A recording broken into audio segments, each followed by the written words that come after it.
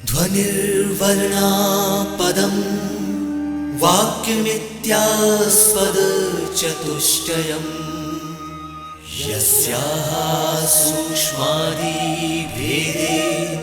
वाग्देवीं तामुपास्महे।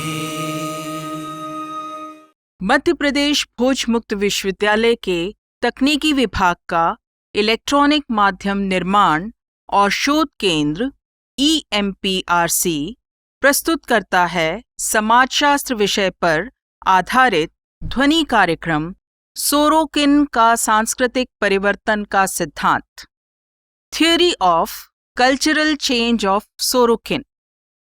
ये कार्यक्रम BA तृतीय वर्ष के विद्यार्थियों के लिए समाजशास्त्र विषय के प्रथम प्रश्न पत्र समाजशास्त्री विचारक की प्रथम इकाई पर आधारित है। इस कार्यक्रम की विषय विशेषज्ञ हैं डॉक्टर माधवी लता दुबे। आप समाजशास्त्र विषय की प्राध्यापक हैं। इस कार्यक्रम का ध्वनि मुद्रण, संपादन और प्रस्तुतिकरण किया है अमर बहादुर यादव ने। तो श्रोताओं, आइए सुनते हैं ध्वनि कार्यक्रम सोरोकिन का सांस्कृतिक परिवर्तन का सिद्धांत, theory of cultural change of Sorokin.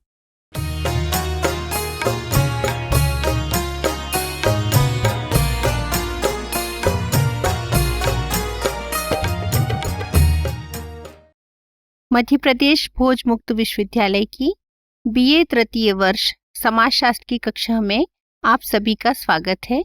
विद्यार्थियों, आज की इस कक्षा में हम समाजशास्त्र के प्रथम प्रश्न पत्र की प्रथम इकाई से समाजशास्त्री पिट्रिम ए सोरोकिन के द्वारा प्रतिपादित सामाजिक सांस्कृतिक परिवर्तन के सिद्धांत को जानने का प्रयास करेंगे।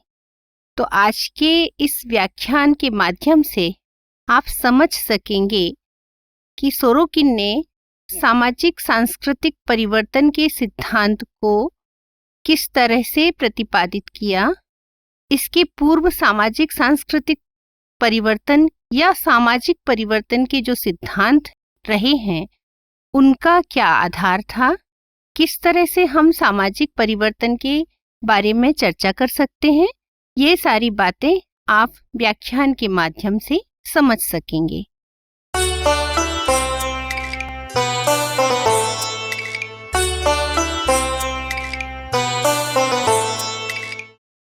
व्याख्यान में सामाजिक परिवर्तन के सिद्धांत को प्रस्तुत करने से पहले मैं आपको यह बताना चाहती हूँ कि पिट्रिम ए सोरोकिन के बारे में आपने BA प्रथम वर्ष में समाजशास्त्र की जब हम विषय वस्तु को समझते हैं उस समय इस बात का सोरोकिन के द्वारा बताई हुई जो आधार हैं उन पर इस बात का विचार करते हैं कि समाजशास्त्र एक सामान्य विज्ञान किस तरह से है, यह सोरोकिन ने समझाने का प्रयास किया। मेरा आशय यहाँ इस बात को लेकर है कि सोरोकिन जब समाजशास्त्र को सामान्य विज्ञान का दर्जा दिलाने की बात करते हैं तब वे इस बात पर बल देते हैं कि समाज में जितनी भी व्यवस्थाएं हैं, शैक्षणिक, सांस्कृतिक, धार्मिक, आर्थिक, राजनीतिक, जो भी समाज की व्यवस्था के अंग हैं, उन सब में कुछ चीजें कॉमन होती हैं और वो जो कॉमन विषय वस्तु होती है वही समाजशास्त्र की विषय वस्तु होती है। तो सामान्य समाजशास्त्र की बात करते हुए इन्होंने समाज में व्यक्ति की अंतःक्रिया के सारे पक्षों को समाहित करके समझाने का प्रयास किया था।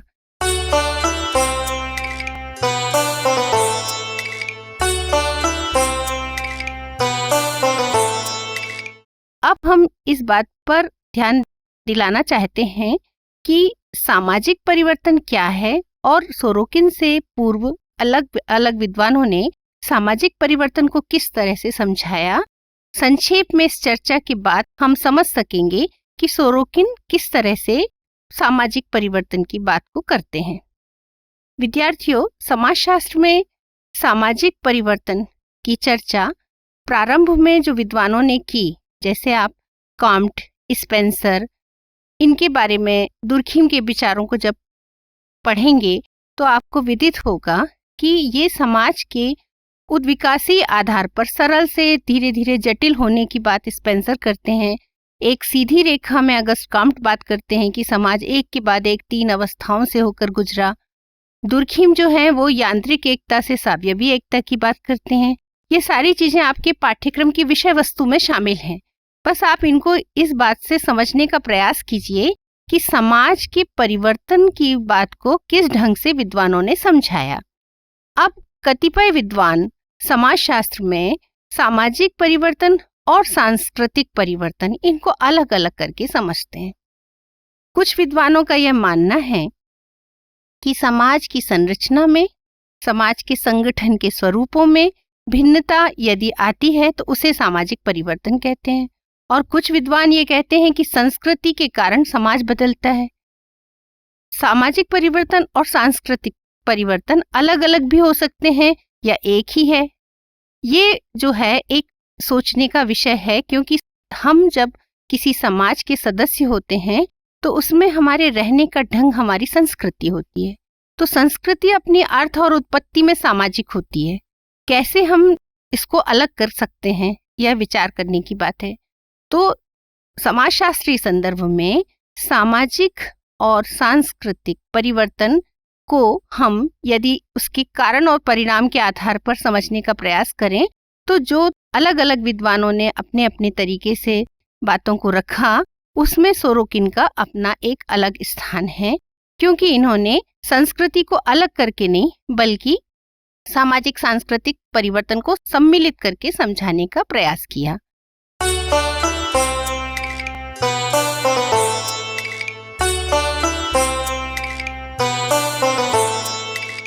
विद्यार्थियों, सोरोकिन समाजशास्त्री जो हैं, इनके बौद्धिक अवदान की जहाँ तक हम बात करें तो 20 से अधिक पुस्तकें इन्होंने अपने जीवन में समाजशास्त्र के लिए लिखी हैं, समाजशास्त्र की विषय वस्तु को लेकर।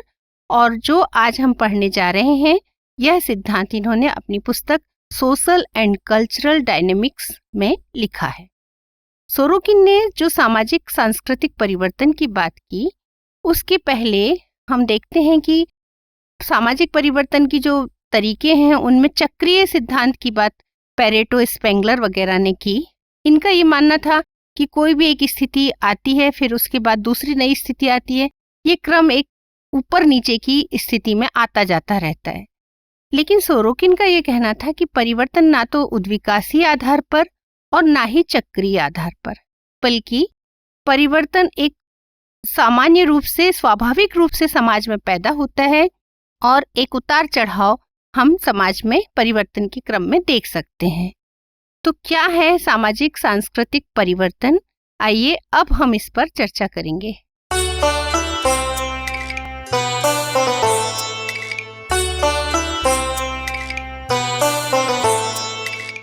सोरोकिन ने सामाजिक सांस्कृतिक परिवर्तन के सिद्धांत को जब प्रतिपादित किया तो पहले हम यह जानने का प्रयास करेंगे कि समाज और संस्कृति के बारे में सोरोकिन क्या कहना चाहते हैं।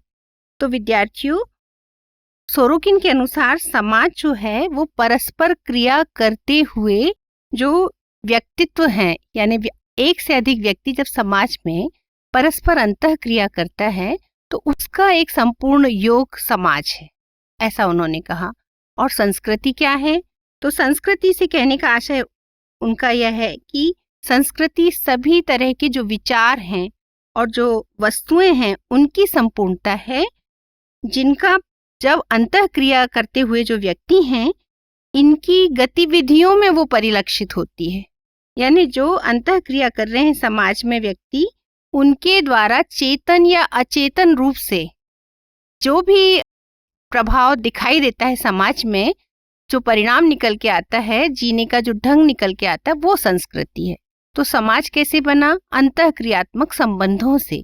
और अंतःक्रिया के दौरान व्यक्ति क्या सोच रहा है, क्या कर रहा है, कैसे ढंग से व्यवहार कर रहा है, उसके समग्र जो प्रतिमान है उनकी संपूर्णता संस्कृति है। अब सोरोकिन यह कहना चाहते हैं कि ये जो प्रतिमान किसी भी समाज में होते हैं वो हमेशा एक जैसे नहीं होते। समाज में इनका उतार चढ़ाव होता रहता है। तो क्यों होता है, यह भी एक बात है। इसलिए कि जैसे कभी कोई घटना घटती है, युद्ध होते हैं या कोई आपदाएं आती हैं, तो व्यक्ति की जो व्यवहार की जो परिस्थितियां हैं वो बदल जाती हैं, वो प्रभावित होती हैं। तो व्यक्ति के जो स्वाभाविक उद्देश्य हैं जीवन के और व्यवहार के जो प्रतिमान हैं, इनमें परिवर्तन आने लगता है। यदि हम अभी अपने पिछले 1-2 साल का जो हमारे परिवेश का माहौल है इसके बारे में हम सोचें तो कोरोना काल में, पेंडेमिक के दौरान हम सब ने अपने सामाजिक सांस्कृतिक जीवन में कितना बदलाव पाया। क्यों पाया? क्योंकि उस समय हमारी परिस्थितियां या हमारे उद्देश्य हमको उस तरह का व्यवहार करने के लिए प्रेरित कर रहे थे। तो व्यक्ति का व्यवहार किसी घटना से, युद्ध से या कोई आकस्मिक ऐसी चीजें निर्मित होती हैं जिनसे कि समाज में व्यक्ति के हित संबंध प्रभावित होते हैं और व्यवहार बदलने लगता है।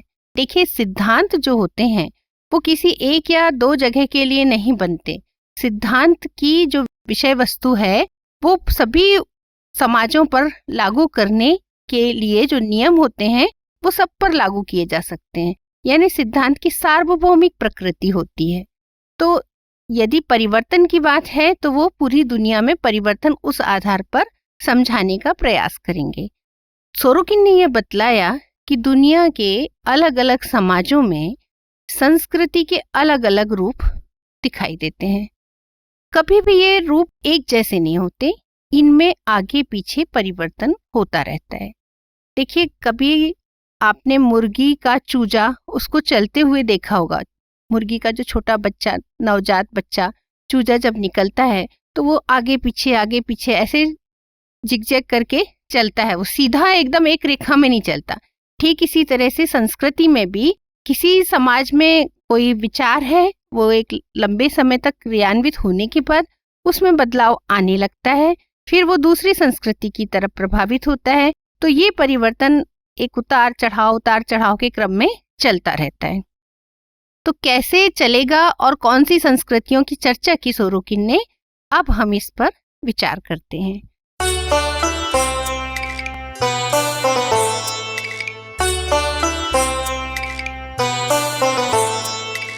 तीन तरह की संस्कृति अपनी पुस्तक सोशल एंड कल्चरल डायनेमिक्स, जिसकी चर्चा हमने पूर्व में की, उसके अंतर्गत सोरोकिन ने बतलाई कि दुनिया में किसी भी समाज में अलग अलग समय में अलग अलग संस्कृति हो सकती है, लेकिन मोटे तौर पर हम उस संस्कृति को 3 रूपों में पहचान सकते हैं। पहला जो है वो है चेतनात्मक या भौतिकवादी संस्कृति, सेंसेट कल्चर। चेतनात्मक या भौतिकवादी संस्कृति से आशय क्या होगा? इससे आशय है कि व्यक्ति समाज में अंतःक्रिया के दौरान जो उसके लक्ष्य रखे गए हैं उसमें प्राथमिकता क्या है? तो उसमें प्राथमिकता है व्यक्ति का इंद्रिय सुख। इंद्रिय सुख मतलब भौतिक सुख, सुख सुविधाओं का विस्तार, जिनसे कि हम अपने जीवन को आरामदायक, विलासितापूर्ण, बहुत सारी जो वस्तुएं हों, इस तरीके का जो जीवन है जिससे कि हम ज़्यादा आराम पसंद करें और ज़्यादा प्रगति भी करें, इसी आधार पर कि भौतिक विकास हो समाज में। तो ऐसी संस्कृति का जो स्वरूप तैयार होता है उसको सोरोकिन ने चेतनात्मक संस्कृति बतलाया। यानी इसमें व्यक्तियों का सुख जो है उसका केंद्र क्या होगा? भौतिक सुख, वस्तुओं का सुख, उपभोग का सुख। इस तरीके से विचार करें हम तो पश्चिमी देशों की जो विकसित संस्कृति है इसको हम भौतिक संस्कृति का एक उदाहरण मान सकते हैं। दूसरी जो संस्कृति इन्होंने बतलाई वो है भावनात्मक संस्कृति। इस संस्कृति में क्या होगा? इस संस्कृति में विचार जो हैं उनका आधार भौतिक सुख नहीं होगा, बल्कि त्याग पूर्ण जीवन। ठीक है, इसमें हम आत्मिक सुख की बात करेंगे, बाह्य सुख की बात नहीं करेंगे, बल्कि किस तरह का सुख? आत्मिक सुख। अब इसको कैसे समझेंगे हम? यदि हम अपनी प्राचीन भारतीय संस्कृति के मूल्यों में जाकर खोजें तो जो हम पढ़ते हैं शास्त्रीय आधार पर जो ग्रंथ उपलब्ध हैं उनमें हम इस बात को समझने का प्रयास कर सकते हैं कि कैसे हमारे देश में त्याग सबसे बड़ा मूल्य था। भोग के स्थान पर त्याग को प्राथमिकता देते थे। विवाह संस्कार का उद्देश्य भी धार्मिक होता था। किसी को भोजन भी करना है तो उसके पहले अर्पित करना, ठीक है। महात्मा गांधी जो हमारी संस्कृति के मूल्य हैं इसमें इस बात को बल देते थे कि हमारी संस्कृति में जो आदर्श हैं उसमें क्या है, त्याग के बाद हम कुछ ग्रहण करें।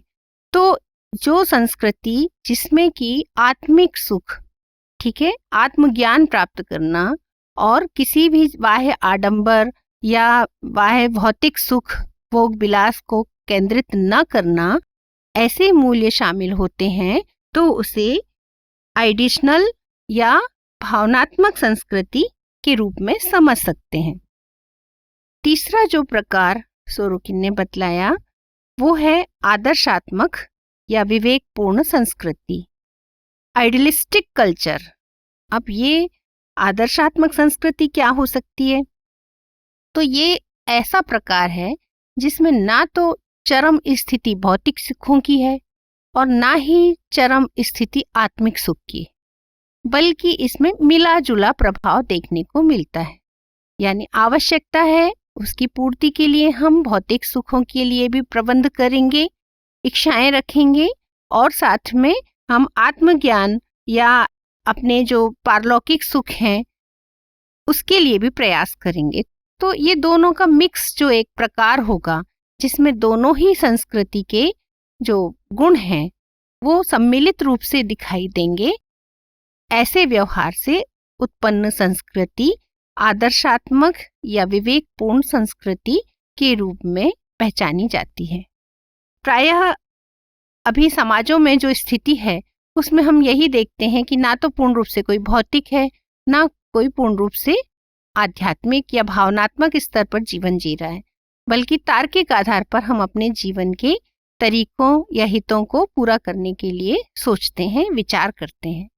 तो तीन तरह की संस्कृति, पहला इंद्रिय परक, चेतनात्मक या भौतिकवादी संस्कृति जो भी आप लिख सकते हैं, दूसरा जो है वो भावनात्मक संस्कृति और तीसरा आदर्शात्मक संस्कृति।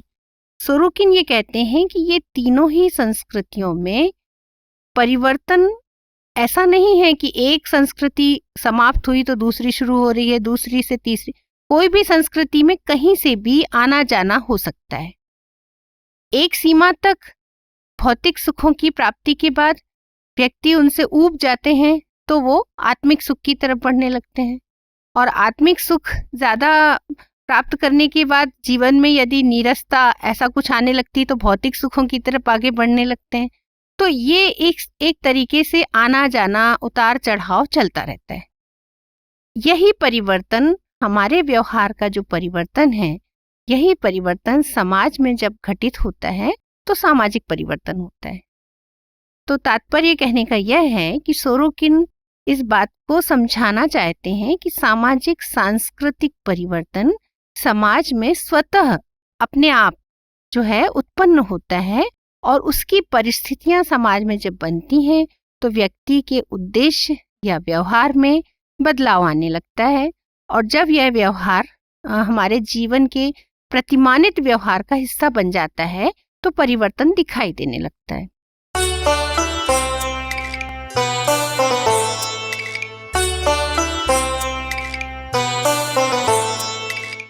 अब देखिए सामाजिक परिवर्तन की प्रकृति कैसी होगी, इसके बारे में भी हम थोड़ा विचार करें।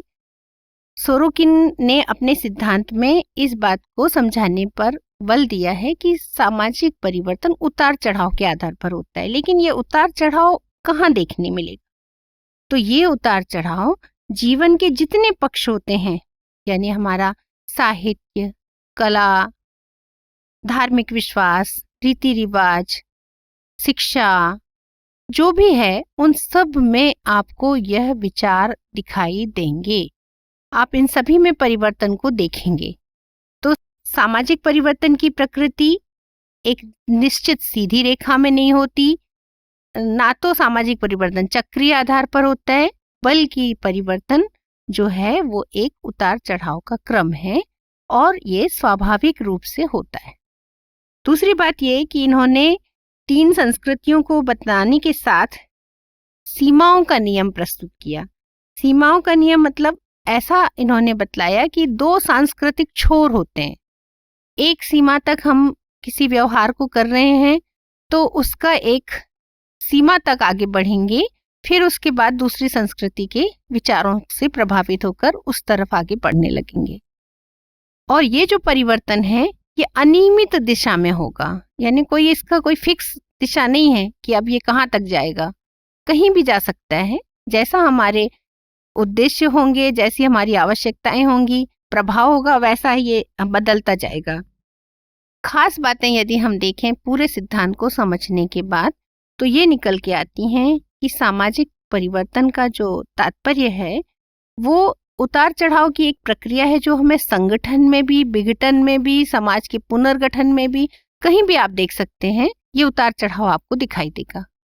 दूसरी बात ये कि ये जो परिवर्तन है ये परिवर्तन हो किस आधार पर रहा है, हमारी मानसिकता में बदलाव आने से। जैसा हम विचार कर रहे हैं, जैसा भी व्यक्ति समाज में विचार करने लगते हैं, वैसे ही उनके मूल्य और उनके कार्य के तरीके होने लगते हैं। तो परिवर्तन किस आधार पर हो रहा है? मानसिकता में बदलाव आने से हो रहा है। यानी हम भौतिक सुख को पाना चाह रहे हैं, ये हमारी मानसिक सोच है यदि, तो हमारी क्रियाएं वैसी ही होंगी। यदि हम आध्यात्मिक उन्नति की तरफ जाना चाह रहे हैं तो हमारी क्रियाएं वैसी होंगी। तो परिवर्तन किस आधार पर हो रहा है? मानसिक दृष्टिकोण में बदलाव आने से हो रहा है। तीसरी बात ये कि ये जो सामाजिक परिवर्तन या सांस्कृतिक परिवर्तन है, इसको हम अलग अलग करके नहीं समझेंगे। ये दोनों ही सम्मिलित रूप से परिवर्तन की एक प्रक्रिया है। यानी सामाजिक परिवर्तन और सांस्कृतिक परिवर्तन परस्पर संबंधित हैं। जैसा कि मैंने आपसे पूर्व में भी यह समझाया कि समाज व्यक्तियों की अंतः क्रियाओं से बनता है और जो व्यवहार है उसमें संस्कृति का जो हमारा आधार है वो हमारे आचार विचार और हमारे कार्य के तरीके हैं। तो उसको हम अलग अलग करके नहीं समझ सकते। तो सामाजिक परिवर्तन और सांस्कृतिक परिवर्तन एक दूसरे को प्रभावित करते हैं। अगली जो बात है वो सिद्धांत को समझने से हम यह स्पष्ट रूप से कह सकते हैं कि सोरोकिन के सिद्धांत का जो केंद्रीय आधार था वह यह है कि सामाजिक परिवर्तन ना तो रेखीय आधार पर होता है एक के बाद एक क्रम से, बल्कि परिवर्तन उतार चढ़ाव के क्रम में होता है। सोरोकिन ये बतलाना चाहते हैं कि बाह्य शक्तियां नहीं बल्कि समाज की स्वतः आंतरिक शक्तियों में परिवर्तन से के प्रभाव से समाज में परिवर्तन आता है। तो अभी तक हमने यह समझा कि सामाजिक परिवर्तन एक सार्वभौमिक घटना है और सार्वभौमिक घटना होने के साथ इसके कई आधार या विद्वानों के अलग अलग मत रहे हैं। लेकिन सोरोकिन ने जिस विचार को प्रतिपादित किया उसका आधार सिद्धांत का यह है कि समाज सामाजिक सांस्कृतिक परिवर्तन के क्रम में कैसे घटित होता है। तो संस्कृतियों के अलग अलग स्वरूप विकसित होते हैं और ये कोई एक निश्चित क्रम में नहीं बल्कि एक सीमा तक आने के बाद बदलाव शुरू हो जाता है। फिर एक छोर से दूसरे छोर पे हम देखते हैं तो परिवर्तन का अलग स्वरूप दिखाई देने लगता है, यानी संस्कृति बदल जाती है समाज की।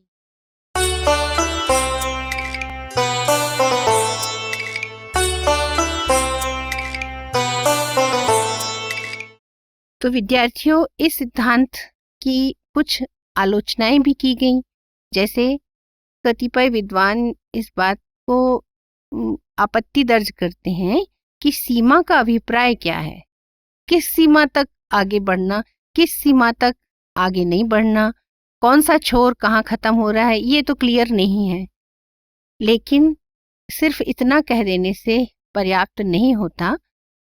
अन्य जो विद्वान हैं जैसे कोजर ने यह बतलाने का प्रयास किया कि सोरोकिन ने जो सिद्धांत दिया, यदि हम आज के संदर्भ में भी इस पर विचार करें तो हमें यह समझ आता है कि सामाजिक सांस्कृतिक परिवर्तन परस्पर एक दूसरे को प्रभावित करने वाली घटनाएं हैं और वास्तव में हमारा जो व्यवहार है वह हमारे आचरण के तरीकों को निश्चित करता है और इससे संस्कृति का स्वरूप दिखाई देता है।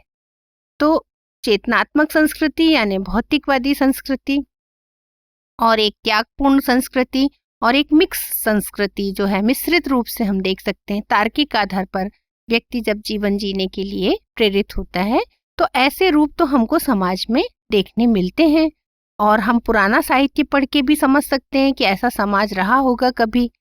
तो इस तरह से सामाजिक और सांस्कृतिक परिवर्तन के सिद्धांत को सोरोकिन ने समाजशास्त्र में प्रतिपादित करके समाजशास्त्र के बौद्धिक जगत के लिए एक महत्वपूर्ण योगदान दिया।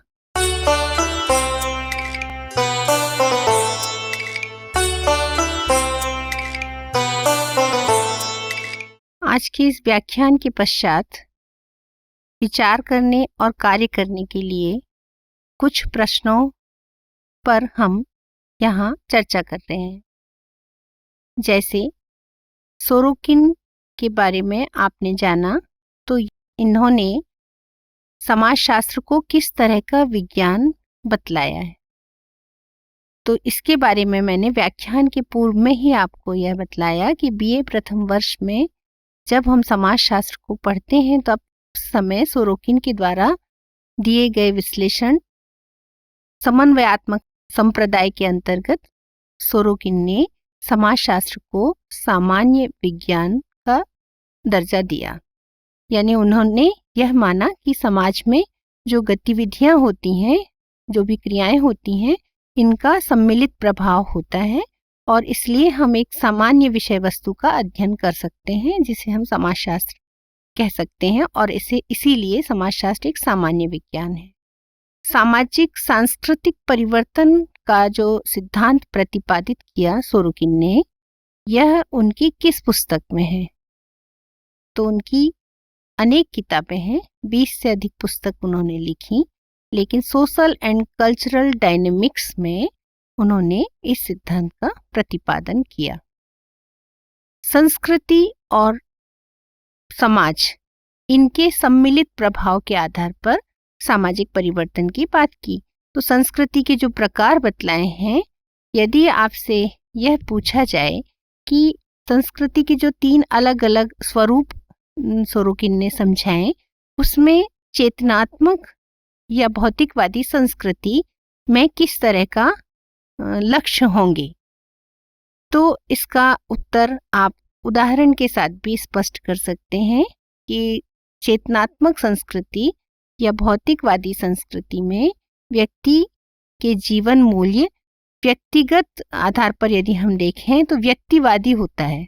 समाज में समूह के स्थान पर हम व्यक्ति को प्रमुखता देते हैं, यानी व्यक्ति अपनी इच्छाओं की पूर्ति के लिए और आवश्यकताओं की पूर्ति के लिए व्यक्तिगत निर्णय लेना, इसके साथ में भौतिक सुखों की प्रधानता, ठीक है, ज्यादा आविष्कार या ज्यादा समृद्धि जो दिखाई देती है वो इस तरह की संस्कृति में दिखाई देगी। दूसरा जो है, आपसे पूछा जाए यदि कि भावनात्मक संस्कृति से क्या अभिप्राय है, तो भौतिक संस्कृति में जो है इससे उल्टा यदि हम करके देखें तो भावनात्मक संस्कृति को समझ सकते हैं। यानी जीवन समूह प्रधान होगा। हम त्याग, परोपकार, मानवता, दया, करुणा, ऐसे जो मूल्य हैं जिनमें व्यक्ति व्यक्तिगत स्वार्थ तक सीमित नहीं होता, बल्कि उसका जीवन का उद्देश्य ही परम कल्याण में होता है, यानी सबकी भलाई में होता है। और इस तरह से व्यक्ति आत्मिक सुख के लिए, यानी हम अच्छे जीवन को या सत्य आचरण को प्राप्त कर सकें, इस तरह के जीवन लक्ष्यों को लेकर चलता है। तो इसे हम भावनात्मक संस्कृति के रूप में समझ सकते हैं। यदि आपसे यह पूछा जाए कि सामाजिक सांस्कृतिक परिवर्तन के सिद्धांत और अन्य सिद्धांतों के बीच में क्या अंतर है, तो अन्य जो सामाजिक परिवर्तन के कई सिद्धांत समाजशास्त्र में दिए गए, आप संक्षेप में यह बतला सकते हैं कि कुछ सिद्धांत उद्विकासीय आधार पर समझाए गए, यानी समाज का विकास परिवर्तन सरल से जटिल क्रम में हुआ। कुछ एक रेखा में परिवर्तन की बात करते हैं, जैसे अगर आप कार्ल मार्क्स के उस सिद्धांत को भी समझेंगे तो आदिम साम्यवाद, दास युग, सामंतवाद, पूंजीवाद, फिर समाजवाद, साम्यवाद की इन्होंने बात की। यानी एक रेखा में क्रमिक विकास की बात करते हैं। अगस्त काम्ट भी इसी तरह से बात करते हैं। आध्यात्मिक स्तर है, फिर तात्विक स्तर है, फिर प्रत्यक्षवादी स्तर, ये क्रम की बात है। सोरोकिन ने अभिजात्य वर्ग के परिभ्रमण में इस बात पर बल दिया कि एक समय में अभिजन जो है एक स्थान पर होते हैं, फिर उनका नीचे आना होता है और नीचे से फिर जो लोग हैं वो ऊपर उठते हैं, यानी एक परिभ्रमण के रूप में परिवर्तन की स्थितियां होती रहती हैं। इसी तरह से स्पेंगलर ने भी बात की। तो कई विद्वान अलग अलग आधारों पर सामाजिक परिवर्तन की बात करते हैं।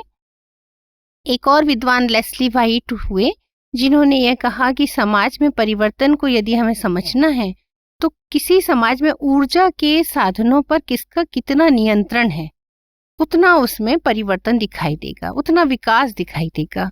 जितना जिसने ऊर्जा को कंट्रोल कर लिया, ऊर्जा के नए सोर्स उसके पास हैं, वो प्रोग्रेस कर जाता है, तो वो समाज हमको विकसित दिखाई देने लगता है। तो इस तरह से अलग अलग परिवर्तन के आधारों पर कई विद्वानों ने कई संदर्भ में बात की। कतिपय विद्वान ये मानते हैं कि सामाजिक परिवर्तन अलग है और सांस्कृतिक परिवर्तन अलग है, लेकिन कुछ विद्वान ये भी कहते हैं कि संस्कृति को समाज से अलग कैसे कर सकते हैं। संस्कृति तो समाज से भी विकसित होती, क्योंकि व्यक्ति समाज में अंतःक्रिया करता है तो सामाजिक संबंध बनते हैं, और सामाजिक संबंध कैसे व्यवहार में लाए जाते हैं, यही तो हमारी संस्कृति है। तो संस्कृति को अलग कैसे करेंगे? तो सोरोकिन ने भी इसी आधार पर अपने सिद्धांत को प्रस्तुत किया। उन्होंने कहा कि सामाजिक और सांस्कृतिक परिवर्तन का एक दूसरे से आपस में सहसंबंधित है, और इसीलिए उनके सिद्धांत का नाम भी सामाजिक सांस्कृतिक परिवर्तन का सिद्धांत है। उन्होंने संस्कृतियों के अलग अलग स्वरूप और हमारे मानसिक दृष्टिकोण में बदलाव के आधार पर सामाजिक परिवर्तन की बात कही। तो आज की कक्षा में बस इतना ही। अगली कक्षा में हम पुनः उपस्थित होंगे। धन्यवाद।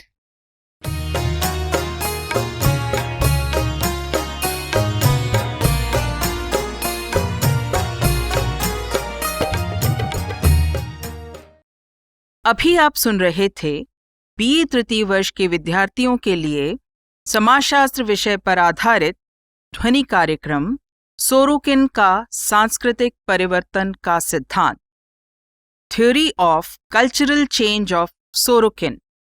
कार्यक्रम की विषय विशेषज्ञ और वार्ताकार थीं डॉक्टर माधवी लता दुबे। उद्घोषिका थीं डॉक्टर अनीता कौशल।